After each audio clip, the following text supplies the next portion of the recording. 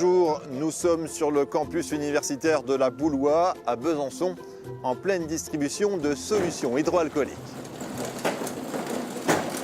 L'université ne reprend pas ses activités s'agissant des étudiants, mais nous allons progressivement reprendre une activité sur site pour les personnels de l'université, qu'ils soient agents administratifs, techniciens par exemple dans les laboratoires, et puis les chercheurs, les différents enseignants-chercheurs. Cette reprise va se faire progressivement. Et donc depuis le 11 mai, nous nous approvisionnons en solutions hydroalcooliques grâce à Fuludine. Et donc dans la perspective d'une continuité de cette activité jusqu'à l'été, et puis ensuite à la rentrée, bien entendu, nous aurons besoin de solutions hydroalcooliques en permanence. Alors voilà, une solution hydroalcoolique qui est fournie par une entreprise de Dole.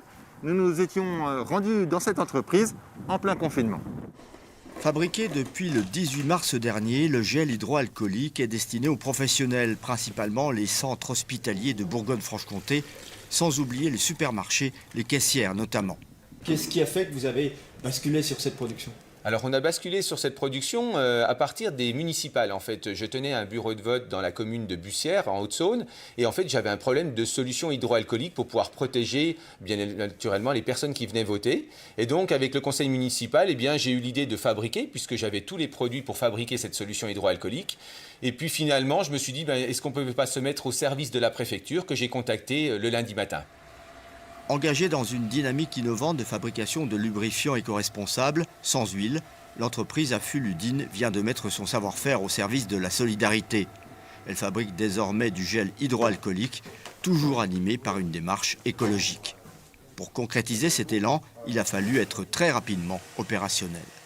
Au début, en fait, on était à entre 5 et 700 par jour.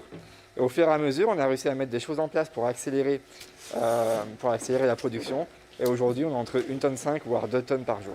Au début, il a fallu s'organiser, mais comme on est bien rodé aujourd'hui, voilà, c'est vrai que les étiquettes, c'est une étape en plus qui nous fait perdre un petit peu de temps. Mais maintenant, on va assez vite et puis il n'y a plus de problème. Plus de 300 bidons de gel sont fabriqués chaque jour, un soutien temporaire en attendant que d'autres prennent le relais. Nous, l'objectif, c'était de dépanner les centres hospitaliers. Je pense que notre action va être entre un mois et demi. Et nous imaginons après que les grands groupes chimistes vont prendre le relais pour fournir les centres hospitaliers. Dans le contexte que l'on sait, l'entreprise allait fermer ses portes. Elle apporte aujourd'hui sa contribution et son état d'esprit dans la lutte contre le Covid-19.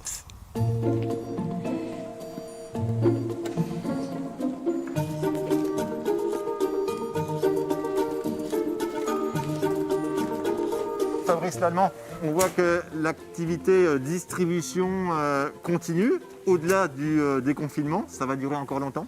Eh bien oui, on devait s'arrêter normalement à la fin mai et finalement la Direction générale des entreprises, le ministère, a souhaité que l'on continue puisqu'il y a eu une extension du décret jusqu'au 1er septembre.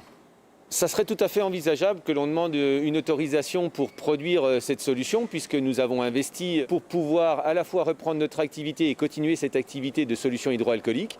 Maintenant, je dirais que ça va dépendre des pouvoirs publics, du choix de la France en tout cas. Est-ce qu'on souhaite avoir des unités de production localement dans les régions pour pouvoir approvisionner tout le monde ? Ça entraînerait de l'embauche ? Alors naturellement, ça entraînerait de l'embauche puisque c'est une activité complémentaire et donc une embauche liée uniquement à cette production de gel hydroalcoolique. De l'ordre de quoi ? 2, 3 ? Oui, je pense qu'il faudrait compter 3 personnes.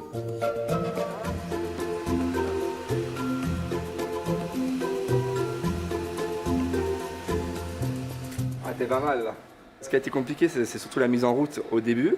Mais là, au fur et à mesure des semaines, on a racheté du matériel, on a racheté des pompes, on a racheté un gerbeur, on a racheté un transpal, ce qui fait qu'on a pu apporter des charges lourdes grâce aux pompes, ce qui fait qu'on va beaucoup plus vite.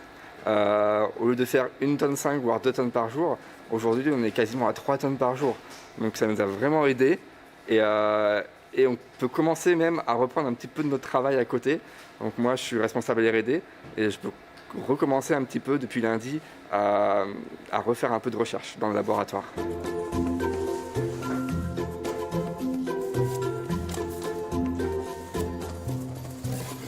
Fabrice, cette solution hydroalcoolique, vous avez été très rapide à la produire parce que en temps normal, vous produisez des produits qui contiennent cet alcool ? Voilà, tout à fait. On a déjà le même type de flaconnage et puis on produit ce type de produit de lubrifiant à base d'alcool végétal.